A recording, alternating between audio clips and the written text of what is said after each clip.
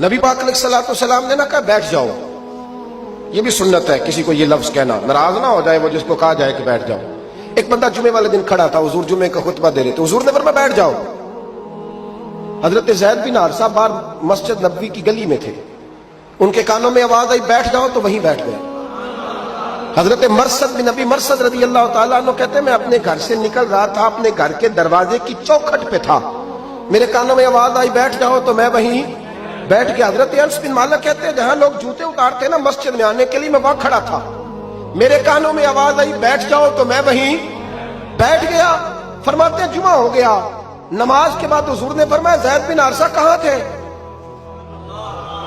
جمعے میں نظر کیوں نہیں آئے؟ بے خبر ہو جو غلاموں سے وہ آقا کیا ہے، جمعے میں نظر کیوں نہیں آئے؟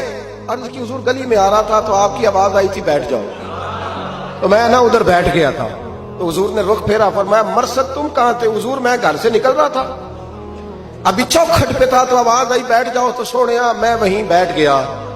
انس بن مالک تم کہاں تھے؟ عرض کی سونیا جہاں ساری دنیا جوتے اتارتی ہے نا، جوتے لوگوں کے جوتے، میں نا جوتوں میں ہی بیٹھ گیا۔ تو محبوب نے فرمایا میں نے نہ تو زید کو کہا تھا، نہ انس کو کہا تھا، نہ مرثد کو کہا تھا، میں نے تو فلانے کو کہا تھا۔ عرض کی حضور آپ نے نام تو نہیں نہ لیا، آپ نام تو نہیں نہ لیا کہ فلانا، آپ نے کہا بیٹھ جاؤ۔ تو حضور ہم غلامی والے لوگ ہیں، ہم ویسے نہیں کرتے، جس کے کانوں میں جہاں آواز گئی وہ وہیں بیٹھ گیا۔ ہم نے نہ کبھی قطرے پہ غور کیا اور نہ دریا دیکھا، بس جہاں تیری جھلک دیکھی وہیں ڈوب گئے۔ یہ کیا بات ہوئی کہ اللہ رسول سے رشتہ بھی ہے تو کرتا ہوں تو دیکھتا ہوں تو دیکھ لیتے ہیں تو چلتے ہیں؟ نہ یہ کچے لوگوں کی باتیں، یہ کمزور لوگوں کی باتیں، یہ ان لوگوں کے معاملات ہیں کہ جو بڑے چھوٹے دل کے لوگ ہیں۔ آپ نے کہہ لیا اللہ ہمارا رب ہے، تو قرآن کہتا ہے جب کہہ لو نا کہ اللہ رب ہے، ان الذین قالوا ربنا اللہ ثم استقاموا تتنزل علیہم الملائکہ، جب تم نے کہا کہ اللہ ہمارا رب ہے تو پھر ڈٹ جاؤ، اللہ تمہاری مدد کے لیے فرشتوں کو بھی نازل فرما دے گا۔ حضرت ابو ذر غفاری کلمہ پڑھنے آئے، حضور صلی اللہ علیہ وسلم نے بڑی ساری نصیحتیں فرمائی۔ ایک نصیحت حضور نے فرمائی، ابو ذر ادھر دیکھنا میرے یارو میری طرف، ایک نصیحت حضور نے یہ فرمائی، فرمایا ابو ذر لوگ نا تجھے میرا نام لے لے کے تانے دیں گے کہ تو بھی ان کا ہو گیا ہے، جے کر یار دے نام دا ملے میرا۔ ہاں لوگ تجھے تانے دیں گے، کہیں گے اب تو بھی ان کا ہو گیا ہے، تو بھی اپنے باپ دادا کا دین چھوڑ گیا ہے۔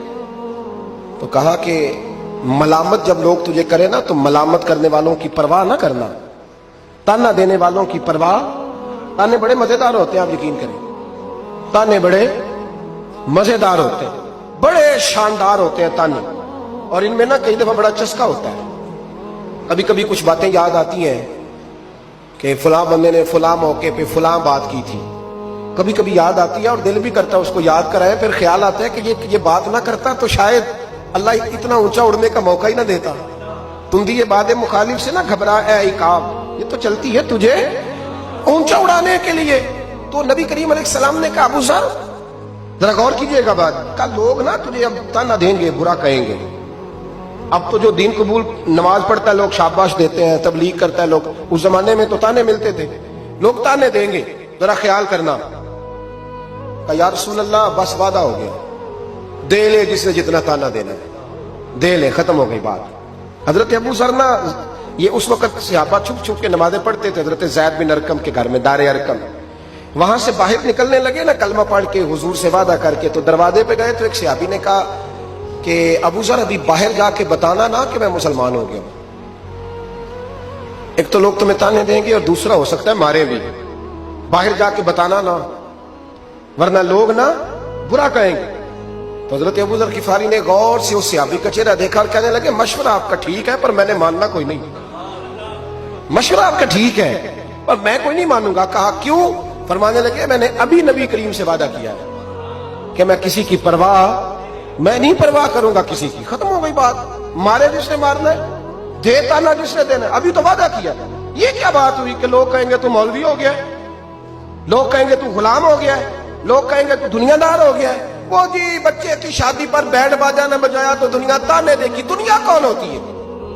کبھی آپ نے یہ سوچا ہے کہ آپ نے دو شخصیتوں کو بیچ میں رکھا تو آپ نے بدل کس کا کیا؟ ایک طرف دنیا، دوسری طرف اللہ رسول کا دین، کبھی سوچا آپ نے؟ کہ وزن کس کا نکلتا ہے؟